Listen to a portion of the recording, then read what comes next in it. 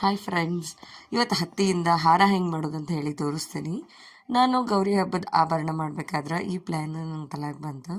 ಈ ಥರ ಕಾಟನನ್ನು same length ಒಳಗೆ ಕಟ್ ಮಾಡಿ ಇಟ್ಕೊಂಡು ಪೆಟಲ್ ಶೇಪ್ ಒಳಗೆ ಫಸ್ಟಿಗೆ ಅರೇಂಜ್ ಮಾಡಬೇಕು.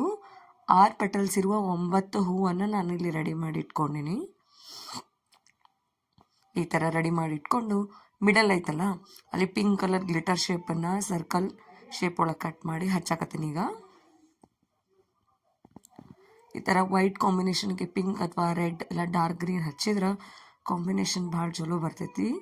ನಾನು ಲೈಟ್ ಪಿಂಕನ್ನ ಸೆಲೆಕ್ಟ್ ಮಾಡ್ಕೊಂಡಿದ್ದೆ. ಸೊ ಈ ಥರ ಪೆಟಲ್ಸ್ ಕಾಣ್ತಾವೆ. ಇದು ನಾನು ಒಂದು ಮೆಡಿಕಲ್ ಸ್ಟೋರ್ ಒಳಗೆ ಸಿಗೋ ಹತ್ತಿಯಿಂದ ಮಾಡಿಲ್ಲ, ಮನೆಯಾಗಿರೋ ನ್ಯಾಚುರಲ್ ಹತ್ತಿಯಿಂದ ಮಾಡೀನಿ. ಯಾಕಂದ್ರೆ ನಮ್ಮ ಮನೆಯಲ್ಲಂತೂ ಮೆಡಿಕಲ್ ಸ್ಟೋರ್ನಾಗ ಸಿಗುವಂಥ ಕಾಟನಿಂದ ಆಭರಣ ಮಾಡಿಸ್ಕೊಡಂಗಿಲ್ಲ. ಹಾಗಾಗಿ ಸೊ ಮನ್ಯಾಗ ಕಾಳು ತೆಗ್ದಿರುವಂಥ ಹತ್ತಿಯಿಂದ ಈ ಥರ ಮಾಡೀನಿ.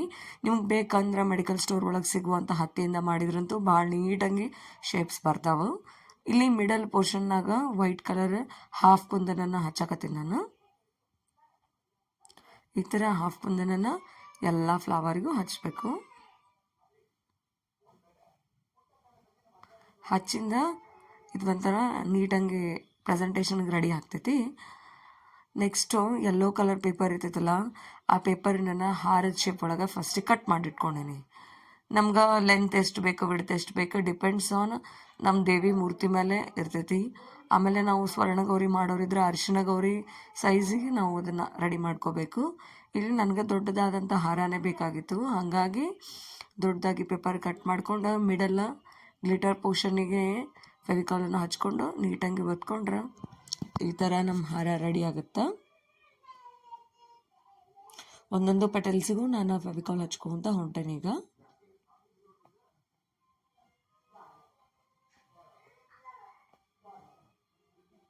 ನಾವು ಗೌರಿ ಹಬ್ಬದೊಳಗೆ ವೆರೈಟಿ ಆಫ್ ಆರ್ನಮೆಂಟ್ ಮಾಡ್ಬೋದು.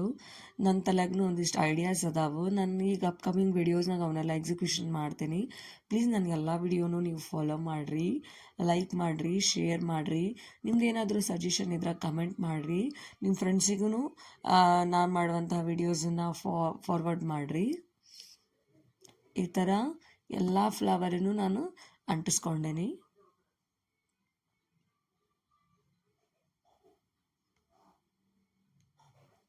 ಇದ್ರೊಳಗೆ ಕಾಟನ್ ಆರ್ನಮೆಂಟ್ ಒಳಗೆ ಬತ್ತಿ ರೆಡಿ ಬತ್ತಿಯಿಂದನೂ ಕೂಡ ಆಭರಣ ಮಾಡಬಹುದು.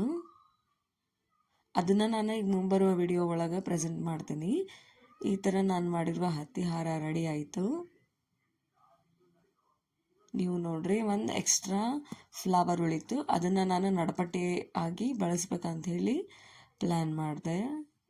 ಸೊ ನಿಮಗೂ ಈ ಥರ ಸಿಂಪಲ್ ಐಡಿಯಾಸ್ ಏನಾದರೂ ಬೇಕಾಗಿದ್ರೆ ಪ್ಲೀಸ್ ನಾನು ಸಬ್ಸ್ಕ್ರೈಬ್ ಮಾಡಿರಿ. Thank you.